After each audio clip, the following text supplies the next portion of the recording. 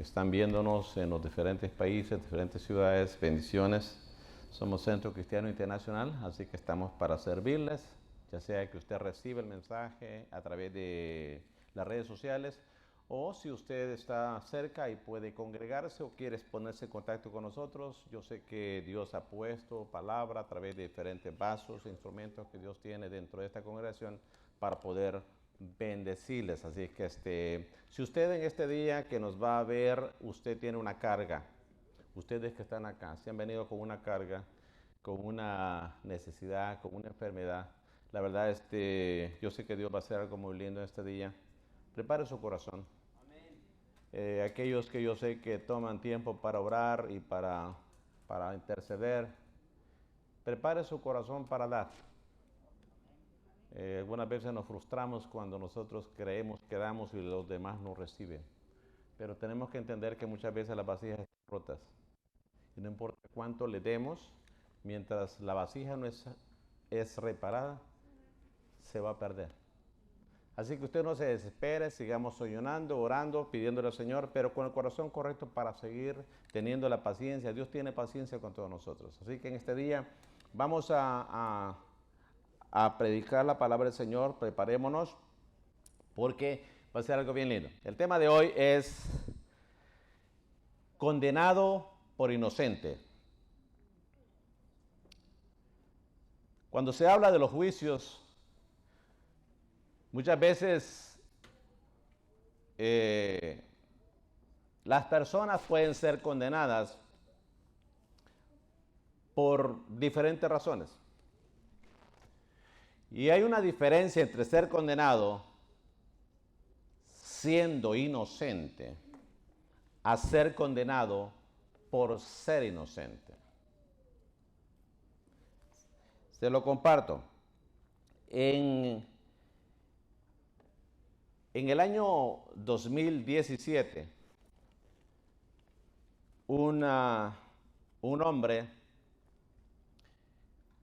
de apellido Richard Philip, después de 46 años de estar en la cárcel, descubrieron que él había sido condenado injustamente. Cuando él sale, tenía 73 años. Para poder llegar ahí, se cometieron muchos errores. Pero nadie planificó condenarlo porque era Richard Philip, sino que sucedieron muchas cosas. Así que muchas veces en el proceso de identidad del sistema, del abogado que intercede, de las evidencias que se muestran, la persona puede ser condenada injustamente o de una manera equivocada, pero nadie planificó condenarlo desde el principio. Sin embargo, yo quiero hablarles de alguien que fue condenado por ser inocente y que hasta el día de hoy las evidencias y las consecuencias de ello las vivimos. Y para ello yo me voy a ir a la Biblia y vamos a leer primeramente en el libro de 1 de Pedro, capítulo 2, verso 23. Dice la palabra del Señor así: cuando proferían insultos contra él, no replicaba con insultos. Cuando padecía, no amenazaba, sino que se entregaba a aquel que juzga con justicia. Yo sé que muchos de nosotros, cuando nos acusan de algo que no es cierto, pues no sé si usted se llena de gozo. Yo no. Me molesta. Máxime cuando quisiera tener la oportunidad de por lo menos que me lo expliquen y no me lo expliquen. No sé cómo es su caso. Pero imagínese usted que en el caso del señor Philip, no fue solamente una acusación como la que tal vez a usted le ha molestado cuando lo han acusado de algo y no es cierto y le han arruinado su buen nombre, sino que habían consecuencias. Y las consecuencias le condenaron por 46 años a estar en una cárcel. Ahora el sistema dice, no fuimos justos con el señor Philip. Vamos a enmendar el daño que se hizo. Y la decisión fue, dijeron, bueno, más o menos le vamos a dar más de lo que era lo que él estaba supuesto a ganar y le pusieron $50,000 para compensar los daños por cada año que él había pasado en la cárcel. Sin embargo, él ahora, con $1,500,000 a 73 años, con todos los achaques de la vejez, con el estilo de vida que vivió, él dice, ¿para qué quiero el dinero si arruinaron mi vida? Si ya no lo voy a disfrutar. Nosotros en las prédicas anteriores estuvimos hablando de cómo es la vida de Jesús, cómo Jesús nos enseña a vivir dependiendo de Él. Pero ahora vamos a aprender cómo fue su experiencia, porque muchas veces nosotros perdemos las bendiciones porque nos dejamos llevar y no nos sujetamos a lo que Dios establece. Y en el caso de Jesús, el capítulo que leímos, dice que él no se defendió, pero el verso 22 del mismo capítulo dice que él no cometió ningún pecado, ni hubo engaño en su boca, verso 22 del capítulo 2 de 1 Pedro. No cometió ningún pecado, ni hubo engaño en su boca. No sé si usted sabía, pero la sociedad misma y el sistema legal de esta nación y en muchos países, casi siempre el sistema legal viene originario de lo que desde el tiempo de los romanos se establecieron. Y ese es el mismo principio, ¿verdad?, de las leyes en la sociedad moderna. Así como el sistema administrativo de mayordomía y administración sale desde el tiempo de José en el Egipto. Entonces ese es el modelo, ¿se acuerdan de la experiencia de él? Pues en este caso, en las leyes, aquí se han establecido, ustedes saben perfectamente lo que son algunas leyes, como por ejemplo la quinta enmienda. La quinta enmienda, lo que se ha establecido es porque había muchos casos donde la persona tenía que incriminarse a ella misma. Y le da la ley acá en los Estados Unidos la oportunidad de no incriminarse y apelar a la quinta enmienda. Pero también está lo que es el famoso Miranda's Right, que era obviamente aquel caso donde cualquier cosa que usted o yo digamos puede ser usado en nuestro contra en una corte para condenarnos. Pero además de eso, que son de alguna manera leyes establecidas para no autoincriminarse o para que no se use en su contra, pero no necesariamente porque son inocentes. O sea, yo puedo apelar a la quinta enmienda no porque soy inocente, sencillamente la apelo porque no quiero decir algo que me va a afectar. Yo puedo apelar a Miranda's Right no porque soy inocente necesariamente, sino porque no quiero decir algo que luego lo van a usar para condenarme. Pero hay un programa que se llama el Proyecto de Inocentes, o sea, ese es el programa que busca proteger aquellos casos de injusticia en donde las personas son condenadas. En el tiempo de Jesús eso no fue posible. El sistema todo estaba en contra. Y Él tuvo que darnos el ejemplo a nosotros, dice, para que así como Él había hecho, nosotros lo hagamos. Obviamente, gracias a Dios, que nosotros no tenemos que pasar lo que Él pasó en toda la magnitud. Pero hay muchas cosas que Él pasó que nosotros sí las pasamos. Por ejemplo, usted se va a dar cuenta que cuando dice el libro del Mateo, capítulo 26, verso 53, dice que cuando a Él lo acusan, ¿verdad? A usted y a mí cuando nos acusan nos dan ganas de decir verdades y hasta en el nombre del Señor, hasta reprendemos. Y muchas veces lo hacemos solamente por sacar el enojo que tenemos, ¿verdad? Aún con los hijos. Ya fijado que con los hijos muchas veces el castigo o la instrucción al hijo ya no es para que se discipline, sino que para desahogar la inmadurez nuestra de no poder controlar nuestro enojo. No dije mala palabra, ¿ok? Porque muchas veces nosotros, por no haber tenido el carácter, no hemos madurado en esa área, nos desahogamos contra aquel que nos ofende y muchas veces son nuestros hijos y la motivación ya no es restaurarlo, sino que desahogarlo.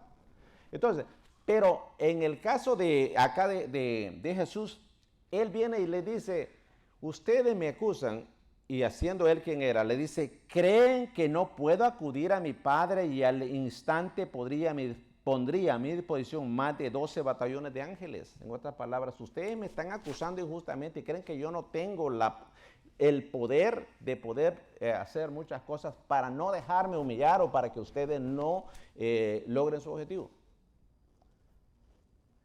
Él tenía el poder para poder defenderse de la manera que él hubiese querido y desaparecer. Sin embargo, él quería darnos un ejemplo. No solamente a nosotros, sino que a los mismos que lo están acusando. Acuérdense que el amor de Dios, al él venir a entregar su vida para el perdón de pecados, eso los incluía a todos estos que lo acusaban. No solamente incluía a las personas buenas, a las que lo recibían. No, al contrario, dice que él ama al pecador. No ama el pecado, pero ama al pecador. Y ese es el ejemplo que nos da, y eso es lo que muchas veces a nosotros nos cuesta entenderlo, ¿verdad? Porque nosotros creemos que pues amar al pecador implica estar de acuerdo con su pecado. No. En este caso él dice, yo podría perfectamente pedirle al Padre y al instante él me enviaría 12 batallones de ángeles. Para tenerle una idea de los batallones, ¿verdad? Por aquellos que no tienen mucho conocimiento militar, no sé exactamente si era lo mismo en aquel entonces, pero un batallón estaba compuesto entre 400 a 700, es una categoría, dependiendo el jefe, según la autoridad del jefe, y luego hasta 1300 un batallón, dependiendo si ya está bajo el cargo de alguien que tiene autoridad como un coronel o un teniente coronel. O sea que cuanto más autoridad tenía el líder, más grande podía ser dentro de esos rangos un batallón. Y él dice acá de 12 batallones para poderse defender. Yo podría hacerlo, pero no lo voy a hacer. Mostrándole de alguna manera, no estoy haciendo esto porque no pudiera hacer algo más, sino porque yo vengo a cumplir un propósito. Así que, para establecer la justicia de Dios, tuvo muchas veces que aceptar la injusticia de los hombres a su manera, para irnos llevando a lo que tenía que llevar y enseñarlo. Pero ya en el verso 9 del capítulo 23, dice que entre los que lo acusaban, habían personas que eran militares o que eran autoridad, que eran soldados, habían personas que no eran de esas, habían personas que tenían autoridad. Usted sabe que muchas veces cuando lo acusa a alguien que no tiene mucha autoridad, es fácil para uno muchas veces levantar el pecho y quererse defender. Pero cuando ya lo acusa a alguien que está en una autoridad, dice, la cosa es mucho más diferente porque cree uno que van a haber consecuencias. Y aquí cuando habla de Herodes, Herodes viene y dice que lo acosó con muchas preguntas. Pero él no le contestaba nada. Más o menos como nosotros, ¿right? Cuando nos confrontan y nos acusan, así decimos, no. Sacrificar nuestro buen nombre en este momento nos cuesta, ¿eh? Y muchas veces se ha dado cuenta que terminamos haciendo más daño que bien cuando nos vamos en esa línea. Porque terminamos en última instancia ya no buscando la restauración o la reconciliación o que las cosas se aclaren. Muchas veces ya lo hacemos para ganar. Para sentirnos tranquilos de que no, que vean que yo sí tengo la razón. Sí, pero para yo tener la razón se tuvo que perder un montón de almas, vidas y dañar un montón de personas. No importa, pero tenía la razón. Jesús no lo vio así. No se defendió. Y dice que no le contestó. No puso ninguna, no le respondió. Obviamente, si usted se queda callado ante una autoridad, inténtelo con un juez, aún con un policía cuando lo detenga y que le haga la pregunta y quédese calladito. Y usted se va a dar cuenta como el policía, sin ser espiritual, le quiere imponer la mano a usted. Y no abierta, sino que cerrada muchas veces, ¿no? es resistirse a la autoridad. Y aquí dice que él guardó silencio. Nadie entonces lo pudo llevar a que hiciera algo incorrecto porque sabía para qué había venido. Mire, nosotros debemos de saber para qué estamos acá, por qué Dios nos ha llamado. Tú que me estás viendo ahí, posiblemente en este momento estés lleno de cargas. Posiblemente renunciaste a las responsabilidades que Dios te dio. No tires a la borda las bendiciones que Dios te dio. Porque muchas de las cosas que tú no puedes soportar hoy son la provisión para aquello que Dios te quiere dar mañana.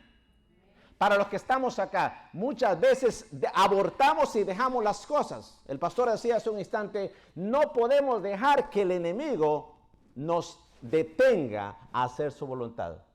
Quizás porque nos han acusado y quizás te está acusando. En algunos casos hemos llegado hasta a creer las mentiras del diablo. Decirle, no, acuérdese que usted hizo, usted no es digno. A quien el Hijo libertare será completamente libre. Y el diablo muchas veces va a usar personas para detenerla, para que no hagamos lo que tenemos que hacer. Ahora, estas son las palabras. Y usted dirá, bueno, ¿alguna vez a alguien que lo han agredido físicamente y ha reaccionado con ese gozo del Señor y con esa paciencia? ¿O no? Yo sé que muchos, incluso cuando se ha sido expuesto a las autoridades en algunos países, buscan cuando todo está silencio en la noche, donde no hay nadie, para poder castigar, para poder abusar y hacer que la persona confiese lo que no es cierto para poder llevar un propósito. Porque antes de encontrar lo culpable, lo condenan. A Jesús fue así. Los que le querían hacer daño ya no les importaba que Jesús fuera inocente. Ya había un plan para poderlo condenar. Entonces primero lo condenan y después vamos a encontrar las evidencias para justificar la condena. Muchas veces nos pasa a nosotros así y nos damos cuenta, ¿no? Ya me cae mal alguien y entonces primero lo condeno y después cualquier cosita la puedo usar para poder justificar lo que yo siento. Pero déjeme decirle, ese no es el plan de Dios. La misericordia de Dios es tan grande que no importa cómo estemos, no importa los errores que cometamos, la misericordia de Dios es tan grande que todo lo que quiere es que la reconozcamos y que nos arrepintamos. Amén. Entonces, miren en Mateo capítulo 26, verso 67. Dice que, entonces dice, algunos le escupieron en el rostro y le dieron puñetazos. Otros lo abofeteaban. Si usted no sabía la cultura en el Medio Oriente, el escupir no es el mismo significado que nosotros tenemos. Si usted ve a alguien escupiendo, aunque sea en el piso, lo puede considerar como algo poca cultura, pues, de otra manera. En la cultura de ellos eso es ofensivo. Y se lo digo porque estando aquí en la universidad en cierta ocasión, alguien de una de esas naciones me iba a pegar. Y me iba a pegar porque abrí la boca y pues usted sabe, hay insectos en el ambiente. Y pues cuando uno me llevó a la boca, yo lo tuve que expulsar. Y él lo vio como una ofensa y se vino conmigo y me insultó con palabras. Y si yo me hubiera puesto ahí, ¿verdad?, a defenderme, pues lo más seguro es que no estuviera acá con ustedes en este día. Así que aquí no fue así solamente, sino que dice que lo escupieron en el rostro. Si usted no sabía, en la cultura esa, tirar un zapato es un gran insulto, aunque no le pegue a la persona. Hay muchas costumbres que uno, al estudiar la palabra, tiene que conocer un poco el trasfondo histórico para entender cuál era su cultura, por qué se actuaban como actuaban. Así que en este caso, el escupir en el rostro a Jesús era un tremendo insulto, más que lo que podía significar para nosotros. Sin embargo, él dice que lo soportó. En el libro de Marcos, capítulo 14, verso 65. Dice, algunos comenzaron a escupirle, le vendaron los ojos y le daban puñetazos. Y se burlaban de él. Como cuando muchas veces nosotros, los que hemos sido luz o hemos predicado o hemos enseñado, y cuando cometemos un error, la persona rápido le dice, ¿y usted es cristiano? O cuando los que tenemos hijos, cuando un hijo de nuestro se equivoca, dice, y mire, y es el hijo de fulano. O sea, la gente está presta para ver qué cosa se encuentra para encontrarte culpable. Y muchas veces, tristemente, la ignorancia, quien te acusa, es para tranquilizar su conciencia y no reconocer que necesita a Cristo. El diablo es astuto, mi hermano, para poder detener que el mensaje llegue, para detenerte de que tú logres lo que Dios quiere que logres. Y en este caso dice, algunos comenzaron a escupirle, le vendaron los ojos y le daban puñetazos y le decían, profetiza. Le gritaban los guardias también que le daban bofetadas. Claro, ellos sabían que Jesús era el profeta, era el maestro, él mismo decía ser Dios. El mensaje que traía iba en contra de lo que ellos querían.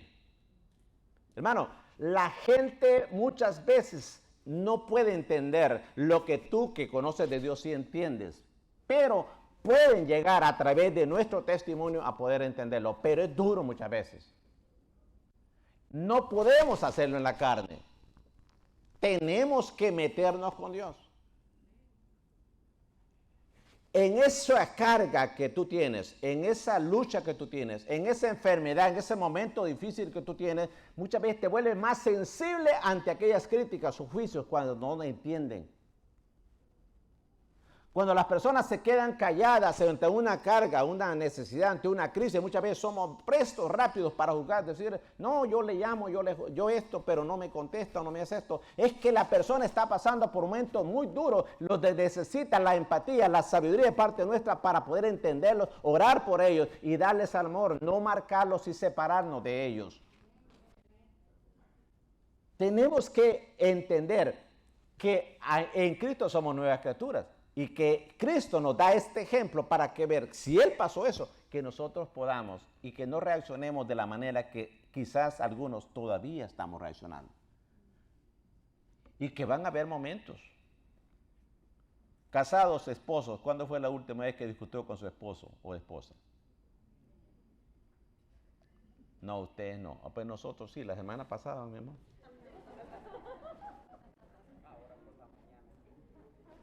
Pecadores. Mi hermano, es que nosotros tenemos a Cristo. El diablo siempre nos va a acusar. Nosotros tenemos que entender que tenemos un Espíritu Santo, tenemos su palabra, pero tenemos que estar prestos porque el diablo va a usar cualquier medio para poder robarnos la paz. A veces no nos escupen en el rostro, nos escupen en el oído.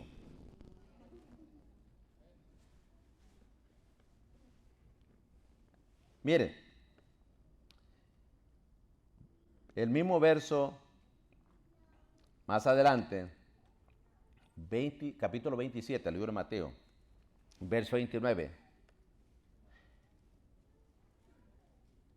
dice, le estoy dando una de las muchas ofensas que le hicieron a Jesús para que se detuviera la obra redentora de Dios. Y dice él, el Mateo, capítulo 27, verso 29. Luego trenzaron una corona de espinas y se la colocaron en la cabeza. Y en la mano derecha le pusieron una caña. Arrodillándose delante de él, se burlaban diciendo, salve, rey de los judíos. Era una mofa. Era una humillación. Era burlarse de él. Los que están acá y los que me están viendo, en los momentos que tú te equivocas, en los momentos más difíciles, muchas veces este mismo principio, hay personas que lo pueden hacer con nosotros. que nos enrostran lo que debíamos estar haciendo y no estamos haciendo. Satanás puede usar muchos medios para que te desanimes, para que te detengas. Y en este caso dice, le trenzaron una corona. Mire, la corona era señal de realeza. Y en este caso le hacen una corona, pero una burla. Porque aquí no era realeza, sino que la corona, que era símbolo de realeza, iba con espinas para producir dolor. Y luego venían y le hacían la venia para burlarse de él. Él nos dio un gran ejemplo. Yo no sé cuántos de ustedes, pero a mí me sube la levadura rápido a alguien que se burle de mí.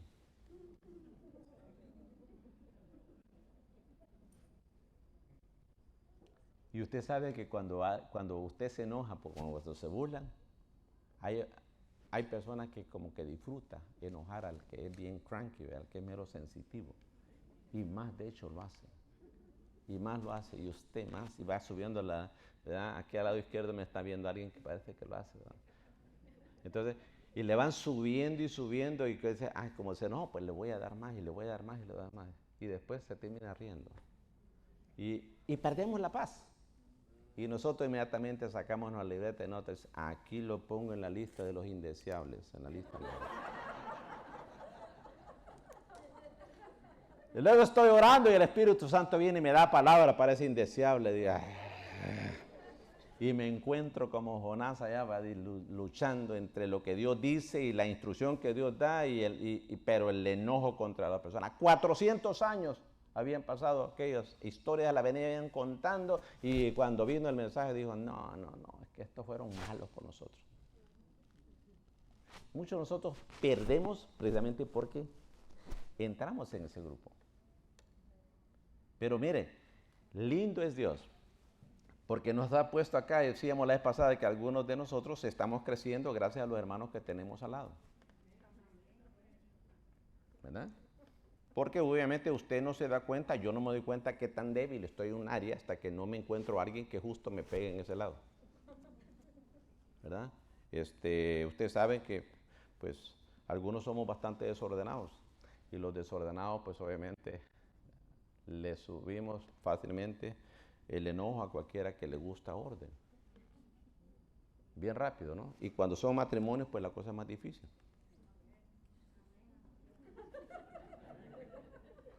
Así que ahora viene el Señor y la manda al desordenado a que se aprenda a ordenar, y a la que no le gusta el desorden a que aprenda a tener paciencia con el desordenado mientras ordene.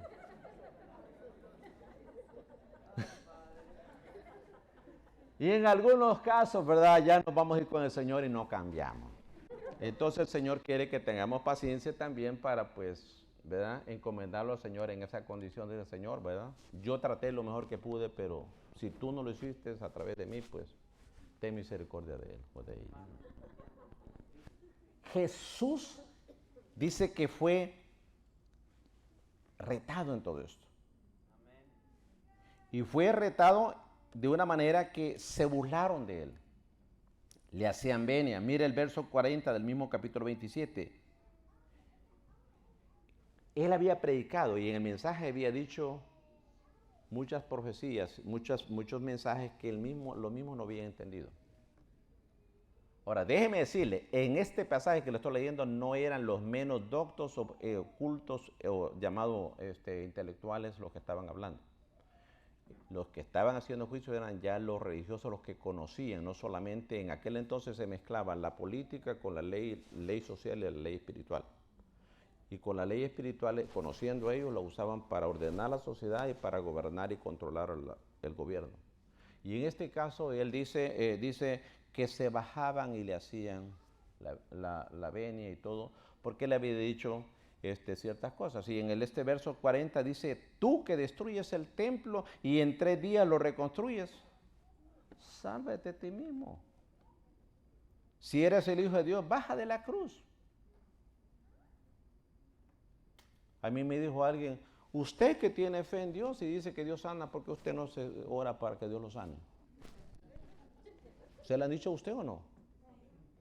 Y cuando nosotros no conocemos que nuestro nombre no es lo que otros dicen, no nos preocupa eso. Porque en la Biblia misma, en esta pandemia, yo sé que muchos pues querían hacer muchas cosas, decían, no, pues si Dios y la sangre de Cristo, decía sí, pero en el tiempo de Jesús también la gente se enfermaba. Y también hubieron muertos. O sea que tenemos que entender que Dios es soberano y que Dios es nuestro Señor, nuestro Salvador y nuestro Señor. Él no es nuestro siervo. Y muchos de nosotros vemos a Jesucristo como si fuera nuestro siervo. A Dios como que si fuera nuestro siervo, donde nosotros le decimos qué hacer, cuándo, cómo y dónde. Y por eso nos molestamos cuando no responde. O decimos, Dios no me respondió, ya Dios respondió hace tiempo. Lo que sucede es que posiblemente estábamos distraídos o estábamos creyendo, como predicamos la vez pasada, clamores quejumbrosos, clamando a Dios, pero esperando que Dios haga lo que nosotros queremos.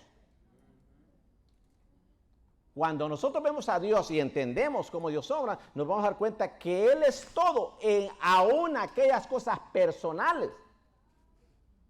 Bueno, yo me he preguntado cuando las personas que se desgastan sirviéndole al Señor y luego veo cómo mueren o pasan sus últimos días abandonados por la congregación, por los miembros o por todos los logros y decimos, ¿pero qué pasó acá? Sin embargo, estas personas me impactan cuando tienen esa convicción de mantenerse firmes. Recuerdo haberle dicho a ustedes en cierta ocasión que yo tenía una guitarra. Para los que no sabían, los músicos, en un tiempo también toqué guitarra, ¿verdad? No les voy a quitar el chance esta vez a Josué ni nada de eso. Y me acuerdo que la donamos y se la donamos a un misionero que estaba en las Amazonas predicando y tenía unas llagas. Y cuando le entregamos la guitarra para el ministerio de él, porque él se iba a esas montañas, a esas junglas, en medio de aquellos fangos en el Amazonas, para predicarle a las personas que estaban ahí, donde nadie iba a predicarles. Y él estaba inflamado en sus pies. Y ya le habían dicho que la única solución era cortarle las piernas para que pudiera vivir. Y cuando nosotros donamos la guitarra, que después me di cuenta que era muy cara, muy buena. Ya se darán cuenta que algunos músicos no sabemos lo que tenemos, ¿verdad? Hasta que lo perdemos, ¿no? En este caso, este hombre se iba inflamado y dijo, voy a hacer lo más que pueda por llevar el mensaje del evangelio mientras Dios me lo permita. Y mientras pueda soportar el dolor, no voy a aceptar que corten mis piernas, porque en el momento que las corten, yo ya no voy a ir a predicar el evangelio. Eso te deja pensando, primero el impacto del corazón apasionado de alguien que verdaderamente te dio ese mensaje de Dios, pero también te deja pensando, ¿por qué Dios permitió eso? Pero es que Dios es soberano. Nosotros nos quejamos de cualquier cosa y queremos muchas veces ordenar las cosas a nuestra manera y no entendemos que Él es soberano. Que aquí nada va a pasar sin que Dios ponga su mano y sea Él que controle todo. En tu vida, en tu matrimonio, en tu circunstancia, nada pasa si Dios no lo permite. La pregunta es, ¿por qué Dios lo permitió? Anoche escuchábamos el testimonio de nuestros hermanos. ¿Por qué Dios los escoge a ellos para pasar por esto? ¿Por qué Dios ha permitido que las cosas pasen como están pasando en tu vida? Porque Dios sabe que tú tienes el potencial y vas a pasar al otro lado. Por eso no puedes dejar que las acusaciones, que las circunstancias te detengan. Pero hay momentos que es duro. Lo entendemos perfectamente bien. Por eso es que tenemos que amarnos para poder aguantar todo eso. Nos van a rechazar, nos van a arrostrar, sí. A veces no podemos darle respuesta a las preguntas que nos hacen, porque nosotros mismos no las entendemos. ¿Le ha tocado a usted alguna vez decirle, mire, yo no entiendo, pero ore a Dios porque la verdad yo no le puedo dar una respuesta? Y posiblemente lo van a acusar por eso también, ¿verdad? No, es que usted tenía que saber y darme una respuesta. Es que no puedo dar una respuesta que le toca a Dios cuando no me toca a mí. Pero lo lindo es que Dios nos da el ejemplo. Miren, en el libro de Lucas, dice usted, bueno, aquí a Jesús lo rechazaron los políticos, lo rechazaron los religiosos, los que lo veían como una competencia y todo. Fíjese que no solo ellos. Porque algunas veces lo que más nos duele, lo que más nos detiene, lo que más estorba o nos paraliza es cuando los ataques vienen de adentro. Le tengo una buena noticia. El diablo siempre va a buscar los más cercanos de ti para atacarte.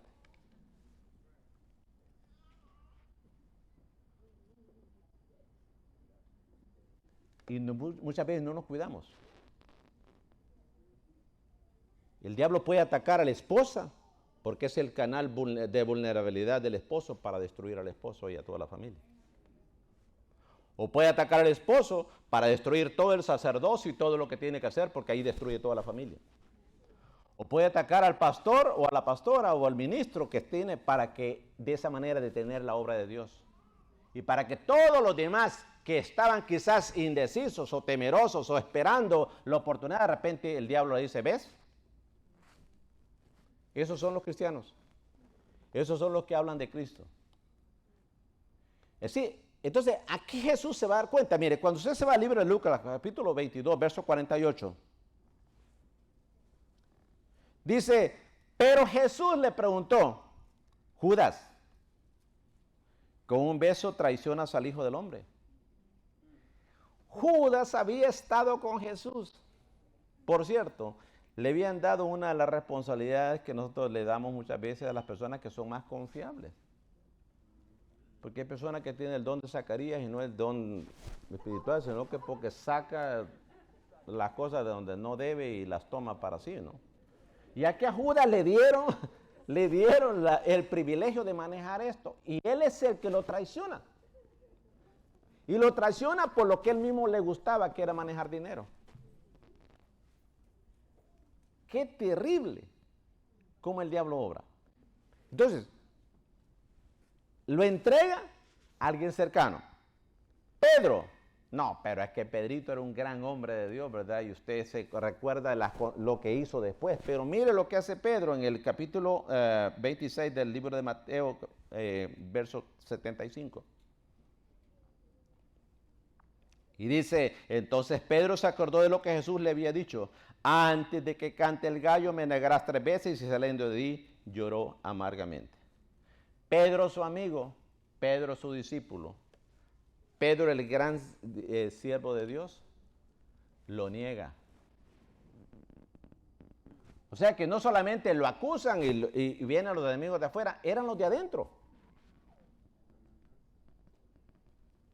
Tengamos misericordia entre nosotros, mi hermano, que muchas veces en nuestra misma ceguera, en nuestra misma condición, podemos hacer cosas malas muchas veces a los hermanos más cercanos. Si lo hacemos intencionalmente y somos nosotros los que condenamos por ser quien es, estamos mal. Pero muchas veces lo podemos hacer en nuestra ceguera, en nuestra ignorancia. ¿Cuántas veces los padres le decimos al hijo que es más buen portado, le decimos, ya quisiera que tú fueras como tu hermanito? ¿Usted se da cuenta el daño, la destrucción que le estamos haciendo? ¿Cuántas veces los mismos que somos cristianos decimos, no, el hermano fulano sí está en algo, pero ya quisiera que la hermana fulana no? Pero nosotros no tenemos los atributos de Dios como ser omniscientes para saber la condición de la hermana que no se comporta como aquella que sí nos agrada a nosotros. No sabemos las circunstancias, la ceguera, las heridas, los dolores, las aflicciones que esté viviendo tal vez, y nosotros nos atrevemos como si fuéramos Dios a interpretarle el sentimiento y la conciencia de las personas. Eso no es lo que Jesús nos enseña. Nosotros no somos la conciencia de las personas para decidir, para pensar y para hacer por otros. Al contrario, Dios nos manda para que a través de la palabra llevemos el mensaje. Dice que conoceréis la verdad y la verdad os hará libre. El problema es que muchas veces nos va a costar enseñar la verdad cuando nosotros no tenemos el conocimiento y la sabiduría para poder hacerlo. Y ahí estamos todos, mi hermano. Pastor, ¿y usted de veras peleó con la pastora? No peleamos, pero no nos pusimos de acuerdo en ciertas cosas. Y me sentí acusado injustamente.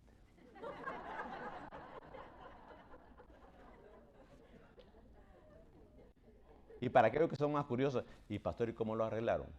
Ahí estaba yo sentado y mi esposa me escribió un texto y me dijo, I'm sorry, reconozco que me equivoco.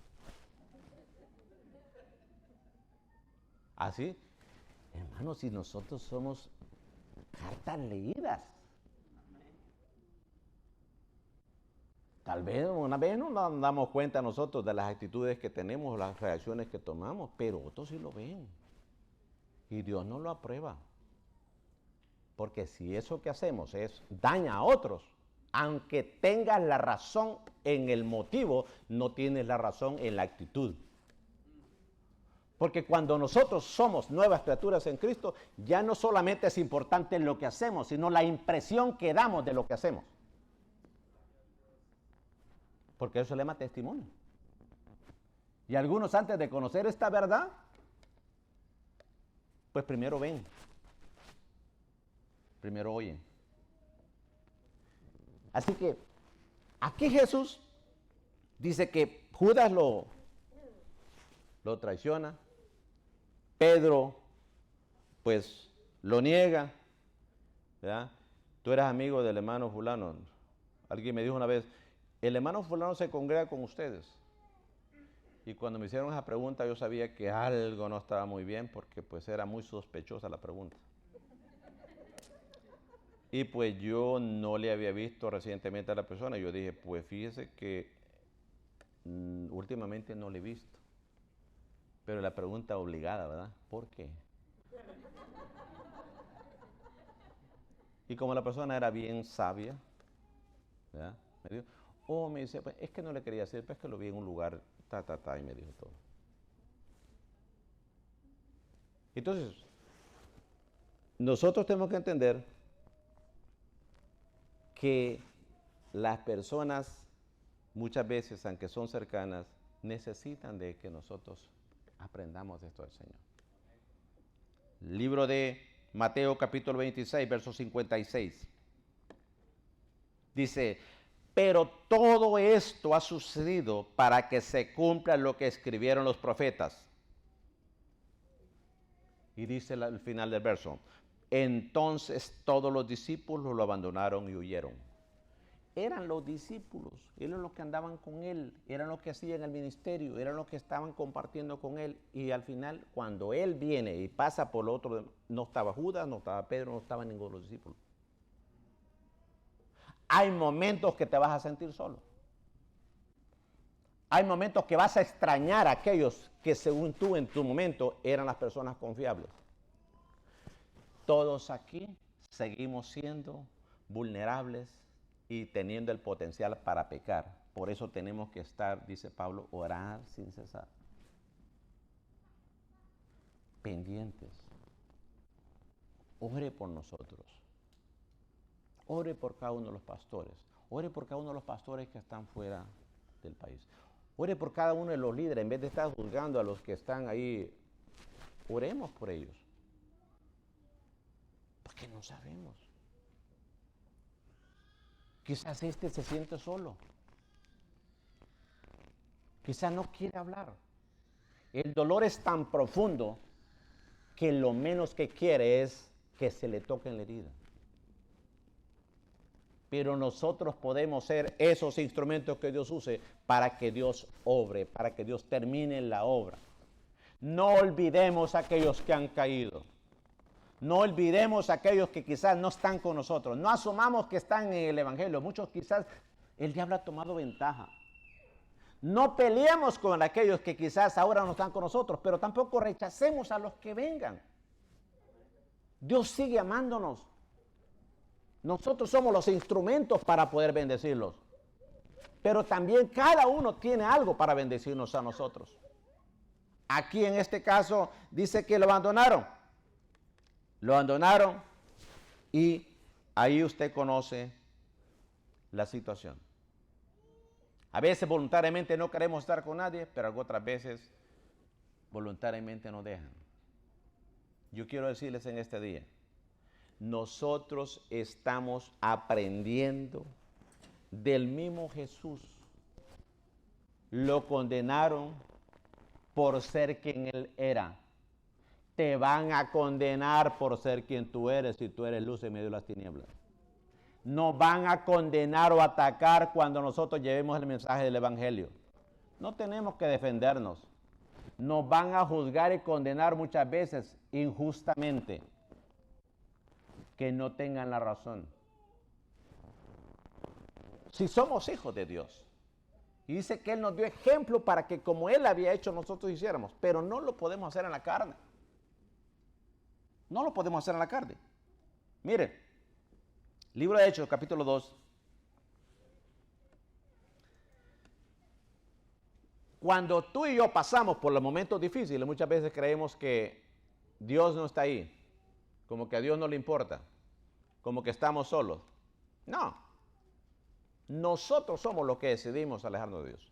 Nosotros somos los que muchas veces decidimos que no aceptar las correcciones de Dios. Nosotros somos los que muchas veces buscamos excusas para estar distantes y tranquilizar la conciencia y no hacerlo de Dios. Pero dice el verso 23 del capítulo del libro de Hechos, este fue entregado.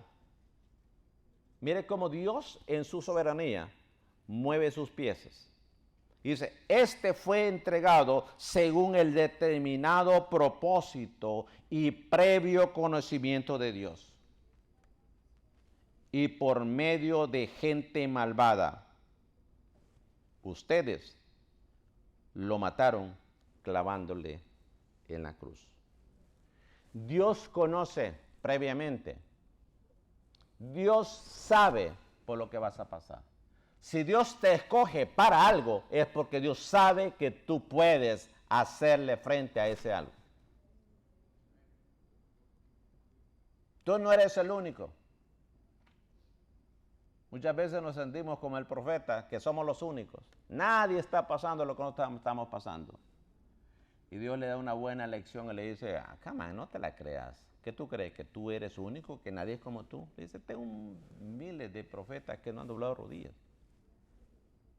Tengo muchos que están pasando circunstancias peores que las tuyas.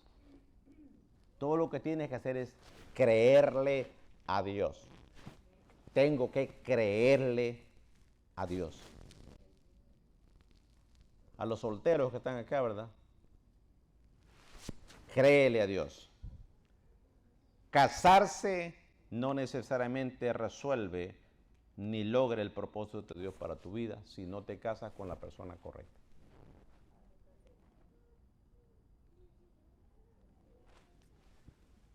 Nuestro trabajo, nuestro ministerio es bendecir y llevar a las personas para que cumplan el propósito de Dios. Divorcio no es para lo que Dios nos ha llamado a nosotros. Ni a los ministros para divorciar, ni a los que se casan para romper con eso. Usted tiene que depender de Dios. Y en ese proceso, que Dios obre. Porque si Dios obra, cualquier decisión que tú tomes, Dios va a respaldar. Y si Dios aprueba, que te juzguen los demás, que te condenen los demás, Dios sigue siendo fiel y sus promesas permanecen fieles para nosotros. Amén.